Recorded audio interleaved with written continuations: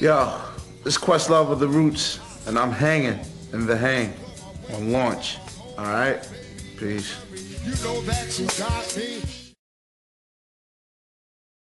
We sort of made the parallel one day on the tour bus when reading a Big Daddy Kane article, and Kane was sort of just reflecting on how hip hop has changed, and you know, this is a man who said he'll be damned if he ever lets a Fisher Price MC hang. You know, and now hip-hop's being run by nothing but Fisher Price MCs.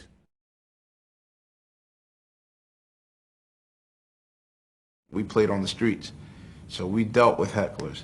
We dealt with people wanting to battle us. We've dealt with silence after a song. So once you can get through that, you can get through anything, and you know, we always take that with us. Doesn't matter what drum set I'm on, personally. It's all about how they sound sonically. You know, a lot of people think that you need an old drum set to make it sound old. The truth of the matter is, some of my best songs, I mean, Distortion and Static was done on what you would consider a drum set that a heavy metal group would play. That's the biggest misconception about this group, is that we sort of formed an image, or that we stick to a particular idea of our image. I mean, I'm a drummer before anything. I mean, we could sample, we proved that on the last album. It was just something that we did naturally. The very first show we did, I had to play drums because I didn't have a drum machine. Entertaining has sort of been lost on the generation now for hip-hop. You know, back in the day, that's what we listened to.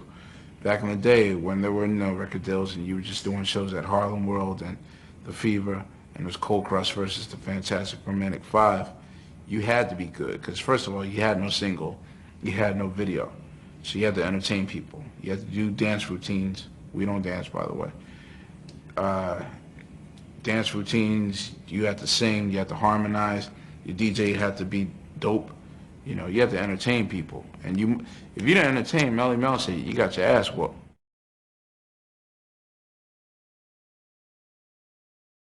Well, the book, Things Fall Apart, is a story of this African village, a Nigerian village, and it's a story of what happens when colonialism is introduced into their normal scheme of things, like their regular tradition over so many generations. The whole current of that was changed by the introduction of Christianity into their, into their family or whatever. So I say all that to say nothing is, lasts forever, and you can't really take anything for granted. The roots of hip-hop is what, that's what we deal with, because that's us. You know what I mean? I mean, that's as deep down as you could get. It's as low, as underground as you could get. It's the lowest level, you know what I mean? But, like, nothing can stand without it. Well, I mean, the video for You Got Me, the treatment was come up with by Chuck Stone, or Charles Stone III, who's the director. This is like his fifth clip that he's directed for us.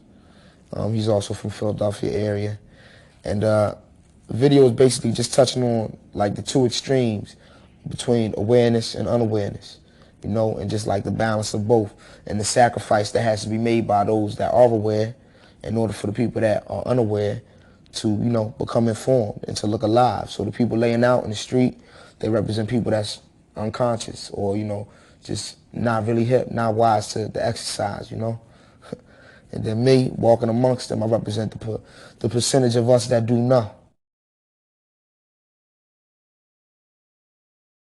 Some people might say, don't you feel some kind of way because your audience isn't all black? I mean, me personally, no. Because, I mean, I'm not just making music. I'm making music, universal. So just the fact that I could break down barriers to people, to Asian and European and, you know, whoever, as well as my own people, then I mean, I think it's ill, and that says more for me as an artist, because I'm not really changing my music to do that. So it's just bringing more people into what it is that I'm already doing. I mean, once you find your lock, it's better to do what you do. I mean, master your niche. You know what I'm saying? And do your thing to death. It's going to be new cats that's going to come along that you inspired, that's going to have a different sound than you. And people going to be on that just the same because it's the next new stuff to get on, you know? But you can't really let that knock you off your square, and now you trying to sound like this guy because he got his style from you. You know what I'm saying? So it's like coming with, it's grafting it down and down to a weaker strain. You know what I mean? So, I don't know, man. You just master your craft and you'll be the original article. That's all.